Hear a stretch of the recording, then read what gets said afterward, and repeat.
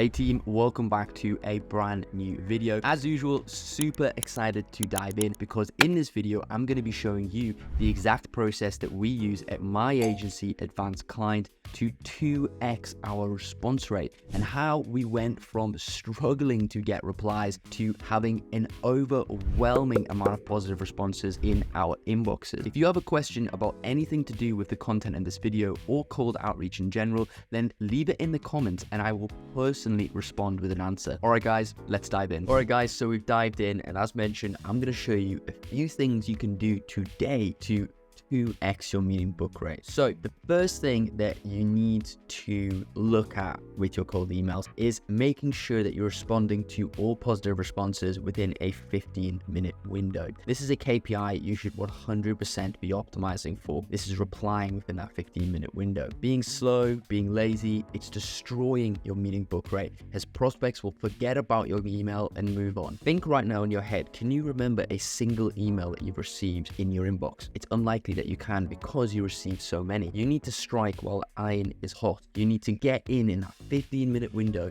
and make sure that they've either got more information, they've booked in a call, or something else has happened where they're being moved along your funnel. It's a very delicate window and you have to make sure that you're replying within that window. The next thing here, guys, is making sure that your emails are relevant to your prospect. A major problem I see when I'm auditing prospect campaigns is that they believe that their cold email is relevant to their entire total available market. Now, the total available market is the size of the market that is available to that offer. So your offer may be applicable to a massive market, but that market may be made up of different niches, different segments, those sort of things. So your cold email, while it may be applicable to that entire cohort of people, that total market, it may not be relevant to the individual niches within that market. So your offer needs to be relevant to the total available market, but at the same time, the messaging needs to be relevant to each group within your campaign. Otherwise, you risk burning leads inefficiently. So you should segment your total available market into groups and create messaging that's relevant to those segments. For example, let's say you're reaching out to e-com brands. You want to segment your leads into different niches. So for example, pet products or furniture brands, and use case studies from each of those niches to reach out to that niche. So for example, if you're reaching out to pet products, you want to make sure that you're using case studies that show off results from a pet product brand, or furniture brand, you want to show results from a furniture brand. And this is going to make your email a lot more relevant to a prospect. Let's say as well, another thing here, this is another example. Let's say that you have a SaaS that is relevant to many people in a business. You want to break down your ICP into departments or roles. So for example, the sales manager from the sales department or the operations manager from the operations department. And then you want to create campaigns for each. A good example of this is what Loom did. Loom is a fantastic tool that has a wide range of uses. But if they'd marketed it that, it would have been difficult for people within various roles in the company to see how it would be applicable to them. So what they did is they broke down their ICP into different departments, and then they showed off their product to those departments in a relevant and personalized way. So for example, they reached out to the sales department and they showed how these videos could be used in their outreach, in their sales, and in trying to get a prospect to book in a call or to sell a prospect down the line. The same thing with the operations department. They showed how it could be utilized in creating standard operating procedures or showing demos or training people and having that database of videos there. And it's the same thing with the support as well. They showed how it could be used in the support department to, send out videos to if you're a SaaS company and you need to send out a support ticket. It showed them exactly how you can do something within their SaaS. It's exactly what ClickFunnels does, is they utilize Loom within their support department, and they will send you a customized Loom showing you how to do something if you have a question on it.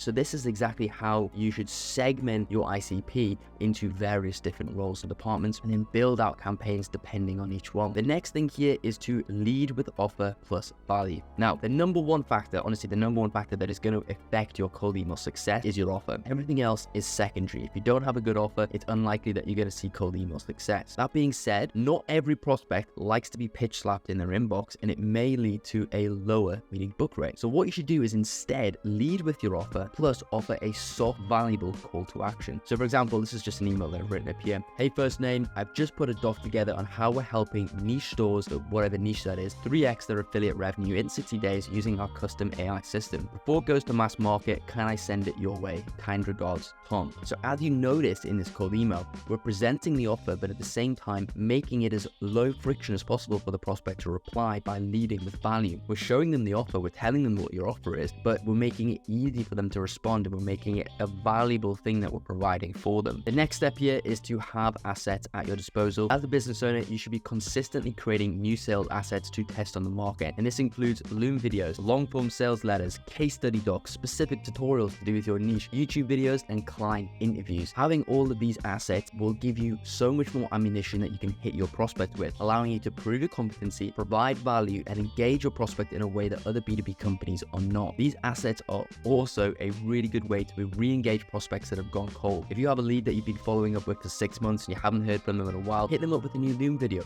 a new value video, a new doc, a new case study, whatever it is, and you can re-engage them back in your funnel. And finally, the last step here is to understand market sophistication. 99% of businesses know and understand Facebook ads, especially if you're in the e-com space. This is because the industry is sophisticated to this service offering. But that doesn't mean that you can't offer Facebook ads, but instead you need to know how to present it to the prospect. Just because a prospect knows what Facebook ads are doesn't mean that they don't struggle with them. They may understand Facebook ads, may know Facebook ads, but they still may not be getting results with Facebook ads, which is where your service comes into place. So as a market matures, you need to tweak your offer to hit pain points that your prospect is likely to deal with. So for example, if you're just offering Facebook ads as a service, people aren't going to be interested in that. But if you understand where the market is at and the problems they're facing with Facebook ads, a level of sophistication, then you can tailor your outreach to hit that pain point. So for example, a brand may be running Facebook ads right now, but they may be dealing with something like,